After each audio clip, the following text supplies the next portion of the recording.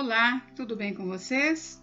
Hoje, dia 299 da nossa leitura da palavra em ordem cronológica, nós vamos ler os capítulos 12 e 13 do livro de Lucas.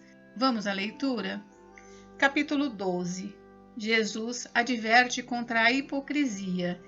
Visto que milhares de pessoas se aglomeraram a ponto de se atropelarem umas às outras, Jesus começou a dizer antes de tudo aos seus discípulos: cuidado com o fermento dos fariseus, que é a hipocrisia. Não há nada encoberto que não venha a ser revelado, nem oculto que não venha a ser conhecido. Porque tudo que vocês disseram às escuras será ouvido em plena luz, e o que disseram ao pé do ouvido no interior da casa será proclamado dos telhados. A quem temer? Digo a vocês, meus amigos, não temam os que matam o corpo e depois disso nada mais podem fazer. Eu, porém, vou mostrar a quem vocês devem temer.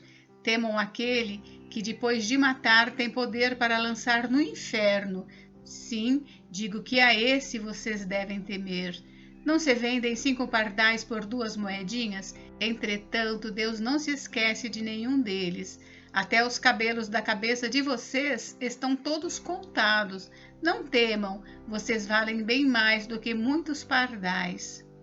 Confessar e negar Cristo. Digo mais a vocês: todo aquele que me confessar diante dos outros, também o Filho do Homem o confessará diante dos anjos de Deus. Mas o que me negar diante das pessoas será negado diante dos anjos de Deus. Todo aquele que disser uma palavra contra o Filho do Homem, isso lhe será perdoado, mas para o que blasfemar contra o Espírito Santo não haverá perdão. Quando levarem vocês às sinagogas ou à presença de governadores e autoridades, não se preocupem quanto à maneira como irão responder, nem quanto às coisas que tiverem de falar, porque o Espírito Santo lhes ensinará naquela mesma hora as coisas que vocês devem dizer. A parábola do rico tolo. Nesse ponto, um homem que estava no meio da multidão disse a Jesus: Mestre, diga a meu irmão que reparta comigo a herança. Mas Jesus lhe respondeu: Homem, quem me nomeou juiz ou repartidor entre vocês? Então lhes recomendou: tenham cuidado e não se deixem dominar por qualquer tipo de avareza, porque a vida de uma pessoa não consiste na abundância dos bens que ela tem. E Jesus lhes contou ainda uma parábola dizendo: o campo de um homem rico produziu com abundância. Então ele começou a pensar: que farei, pois não tenho onde armazenar a minha colheita?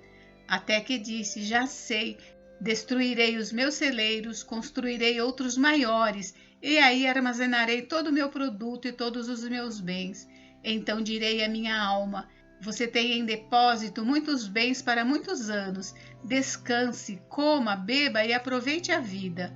Mas Deus lhe disse: louco, esta noite lhe pedirão a sua alma, e o que você tem preparado? Para quem será?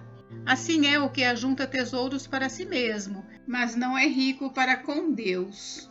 As preocupações. A seguir, Jesus se dirigiu aos seus discípulos dizendo: por isso digo a vocês, não se preocupem com a sua vida quanto ao que irão comer, nem com o corpo quanto ao que irão vestir, porque a vida é mais do que o alimento, e o corpo mais do que as roupas.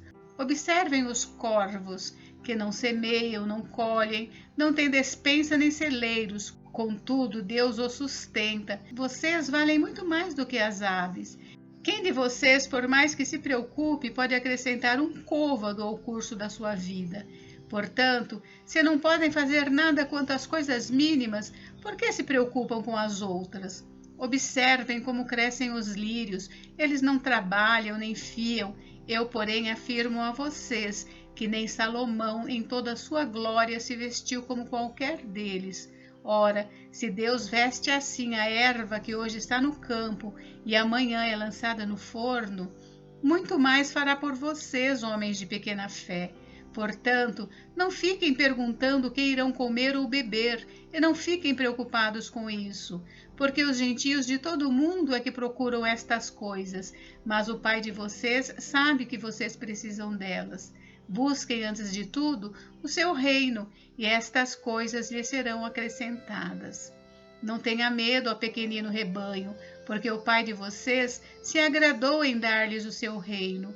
Vendam os seus bens e deem esmolas. Façam para vocês mesmos bolsas que não desgastem, tesouro inesgotável nos céus, onde o ladrão não chega nem a traça corrói, porque onde estiver o tesouro de vocês, aí estará também o seu coração. A parábola do servo vigilante. Estejam preparados, com o corpo cingido e as lamparinas acesas. Façam como os homens que esperam pelo seu Senhor ao voltar ele das festas de casamento, para que logo abram a porta quando vier e bater. Bem-aventurados aqueles servos a quem o Senhor, quando vier, encontrar vigilantes.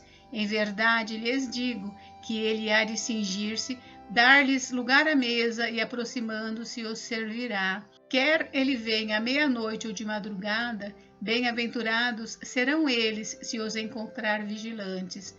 Porém, considerem isto: se o pai de família soubesse a que hora viria o ladrão, não deixaria que a sua casa fosse arrombada. Estejam também vocês preparados, porque o Filho do Homem virá à hora em que vocês menos esperam. Então Pedro perguntou: Senhor, esta parábola é só para nós ou também para todos? O Senhor respondeu: Quem é, pois, o mordomo fiel e prudente, a quem o Senhor deixará encarregado dos demais servos da casa, para lhes dar o sustento no devido tempo? Bem-aventurado aquele servo, a quem seu Senhor, quando vier, achar fazendo assim. Em verdade lhes digo que lhe confiará todos os seus bens. Mas o que acontecerá se aquele servo disser consigo mesmo: Meu senhor demora para vir, e começar a espancar os empregados e as empregadas, a comer, a beber e a embriagar-se? Virá o senhor daquele servo em dia em que não o espera e em hora que não sabe, e irá aplicar-lhe um castigo severo, condenando-o com os infiéis. Aquele servo que conheceu a vontade de seu senhor e não se aprontou, nem fez segundo a sua vontade, será punido com muitos açoites. Aquele, porém, que não soube a vontade do seu senhor e fez coisas dignas de reprovação, levará poucos açoites, mas aquele a quem muito foi dado, muito lhe será exigido, e aquele a quem muito se confia, muito mais lhe pedirão. Jesus traz fogo e divisão à terra. Eu vim para lançar fogo sobre a terra, e bem que eu gostaria que já estivesse aceso, mas existe um batismo pelo qual tenho de passar, e como me angustio até que o mesmo se cumpra. Vocês pensam que vim para dar paz à terra? Eu afirmo a vocês que não, pelo contrário, vim para trazer divisão, porque daqui em diante estarão 5 divididos numa casa, 3 contra 2 e 2 contra 3. Estarão divididos pai contra filho, filho contra pai, mãe contra filha, filha contra mãe, sogra contra nora e nora contra sogra. Os sinais dos tempos. Jesus disse ainda às multidões: Quando vocês veem uma nuvem subindo no oeste, logo dizem que vai chover, e assim acontece. E quando notam que sopra o vento sul, dizem que fará calor, e assim acontece. Hipócritas, vocês sabem interpretar a aparência da terra e do céu, mas não sabem discernir esta época? O acordo com o adversário. E por que não julgam também por vocês mesmos o que é justo? Quando você for com o seu adversário ao magistrado, faça o possível para chegar a um acordo com ele enquanto vocês estão a caminho, para não acontecer que ele arraste você ao juiz, o juiz entregue você ao oficial de justiça e o oficial de justiça ponha você na prisão. Digo-lhe que você não sairá dali enquanto não pagar o último centavo. Capítulo 13. Arrepender-se ou perecer. Naquela mesma ocasião, estavam ali algumas pessoas que falaram para Jesus a respeito dos galileus, cujo sangue Pilatos havia misturado com os sacrifícios que os mesmos realizavam. Então Jesus lhes disse: Vocês pensam que esses galileus eram mais pecadores do que todos os outros galileus por terem padecido estas coisas? Digo a vocês que não eram. Se, porém, não se arrependerem, todos vocês também perecerão. E quanto àqueles 18 sobre os quais desabou a torre de Siloé e os matou, vocês pensam que eles eram mais culpados do que todos os outros moradores de Jerusalém? Digo a vocês que não eram, mas, se não se arrependerem, todos vocês também perecerão. A parábola da figueira estéril. E Jesus contou a seguinte parábola. Certo homem tinha uma figueira plantada na sua vinha, e vindo procurar fruto nela não achou. Então disse ao homem que cuidava da vinha: já faz 3 anos que venho procurar fruto nesta figueira e não encontro nada. Portanto, corte-a, porque ela ainda está ocupando inutilmente a terra. Mas o homem que cuidava da vinha respondeu: Senhor, deixe-a ainda este ano, até que eu escave ao redor dela e ponha estrume. Se vier a dar fruto, muito bem. Se não der fruto, o Senhor poderá cortá-la. A cura de uma mulher enferma num sábado.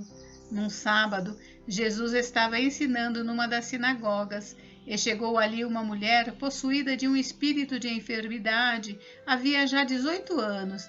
Ela andava encurvada, sem poder se endireitar de modo nenhum. Ao vê-la, Jesus a chamou e lhe disse: Mulher, você está livre da sua enfermidade. E impondo-lhe as mãos, ela imediatamente se endireitou e dava glórias a Deus. O chefe da sinagoga, indignado por ver que Jesus curava no sábado, disse à multidão: há 6 dias em que se deve trabalhar. Venham nesses dias para serem curados, mas não no sábado. Porém o Senhor lhe respondeu: Hipócritas, cada um de vocês não desprende da manjedoura no sábado o seu boi ou o seu jumento para levá-lo a beber? Por que motivo não se devia livrar deste cativeiro em dia de sábado esta filha de Abraão, a quem Satanás trazia presa há 18 anos? Tendo Jesus dito estas palavras, todos os seus adversários ficaram envergonhados. Entretanto, o povo se alegrava por todos os feitos gloriosos que Jesus realizava. A parábola do grão de mostarda. Jesus disse: a que é semelhante o reino de Deus? E a que o compararei? É semelhante a um grão de mostarda que um homem plantou na sua horta, e cresceu e fez-se árvore, e as aves do céu se aninharam nos seus ramos. A parábola do fermento. Disse mais: a que compararei o reino de Deus? É semelhante ao fermento que uma mulher pegou e misturou em 3 medidas de farinha, até ficar tudo levedado. A porta estreita. Jesus passava por cidades e aldeias, ensinando e caminhando para Jerusalém. E alguém lhe perguntou: Senhor, são poucos os que são salvos? Jesus respondeu: esforcem-se por entrar pela porta estreita, pois eu afirmo a vocês que muitos procurarão entrar, mas não conseguirão. Quando o dono da casa se tiver levantado e fechado a porta, e vocês do lado de fora começarem a bater, dizendo: Senhor, abra a porta para nós, ele responderá: não sei de onde vocês são. Então vocês dirão: comíamos e bebíamos com o Senhor. Além disso, o Senhor ensinava em nossas ruas. Mas ele dirá a vocês: não sei de onde vocês são. Afastem-se de mim, vocês todos que praticam o mal.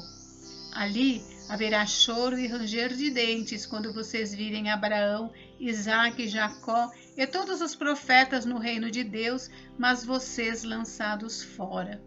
Muitos virão do Oriente e do Ocidente, do Norte e do Sul, e tomarão lugar à mesa no reino de Deus. Porém, de fato, há últimos que serão os primeiros, e primeiros que serão últimos. O lamento sobre Jerusalém.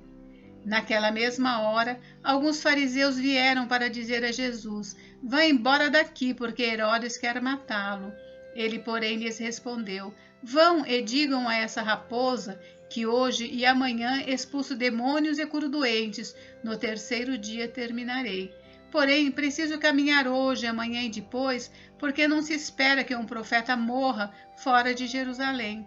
Jerusalém, Jerusalém, você mata os profetas e apedreja os que lhes são enviados. Quantas vezes eu quis reunir os seus filhos, como a galinha junta os de seu próprio ninho debaixo das asas, mas vocês não quiseram. Eis que a casa de vocês ficará deserta, e eu afirmo a vocês que não me verão mais até que venham a dizer: Bendito que vem em nome do Senhor. Gente, encerramos por hoje, mas amanhã tem mais. Fiquem com Deus. Deus abençoe vocês. Até amanhã.